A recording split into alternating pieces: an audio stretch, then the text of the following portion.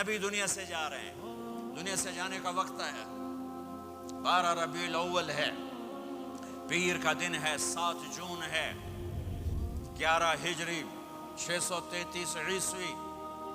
جبریل نے آ کے صبح صبح آپ نے ساری بیگمات کو بلایا، رخصت فرمایا، ملاقات کی، بیٹے کو بلایا، کان میں کہا میں جا رہا ہوں۔ وہ رونے لگی، رو نہیں، سب سے پہلے تیری میری ملاقات ہو گئی۔ 6 ماہ بعد بیٹی بھی پہنچ گئی باپ کے پاس۔ پھر داماد کو بلایا، ان کو ان کا سر اپنی گود میں رکھا، کمر پہ ہاتھ پھیرا، دعا دی، رخصت فرمایا۔ آخر میں اپنی آنکھوں کی ٹھنڈک کو بلایا، کون؟ حسن اور حسین، کہ میری آنکھوں کی ٹھنڈک حسن اور حسین، میرے جنت کے پھول حسن اور حسین۔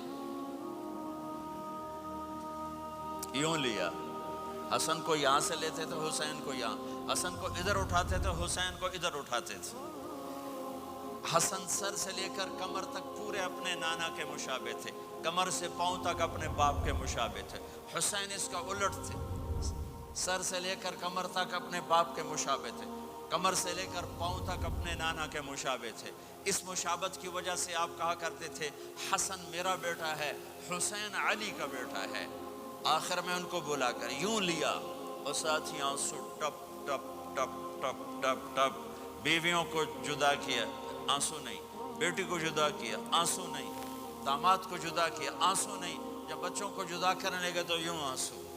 ایک کو زہر میں تڑپتے دیکھا، ایک کا کٹا سر نیزے پہ چڑھتے دیکھا، تو آنسو رک نہیں سکے، دعا نہیں کی، ہاتھ نہیں اٹھائے، اللہ کی تقدیر کے سپرد کر دیا، اولاد کو ذبح ہونے کے لیے تیار کر دیا کہ کل میری امت اولاد کے پیچھے جھوٹ نہ بولے، رشوت نہ لے، حرام کاروبار نہ چلائے، دھوکہ نہ دے، فراڈ نہ کرے، بچوں کو کہاں سے کھلائیں، بچوں کو کہاں سے پلائیں، کہ یہ میرا حسین کا سر کٹ کے نیزے پر چڑھا ہوا ہے۔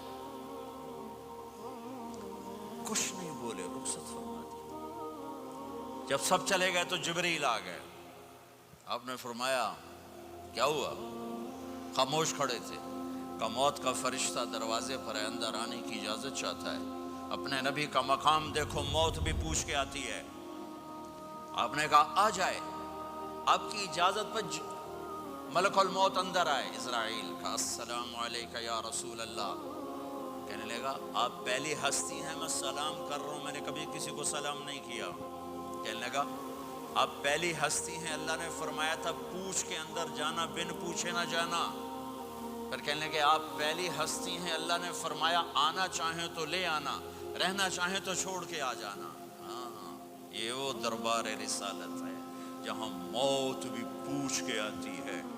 آپ نے فرمایا میں اجازت دے دوں میری جان نکالو گے؟ کہا جی نکالوں گا، نکالوں۔ آپ نے یوں جبریل کو دیکھا، کیا کہتے ہو، جاؤں یا رہ جاؤں؟ جبریل نے کہا اللہ آپ کی ملاقات کے شوق میں ہیں، فیصلہ آپ کریں گے۔ ہاں یہ بات سنانا چاہتا تھا اگلی۔ آپ نے کہا اچھا جاؤ، پہلے اللہ سے پوچھ کے آؤ میرے بعد میری امت کے ساتھ کیا کریں گے، میرے بچوں کے ساتھ۔ یہ ساری مائیں، میرے بچے میرے بچے میرے بچے میرے بچے۔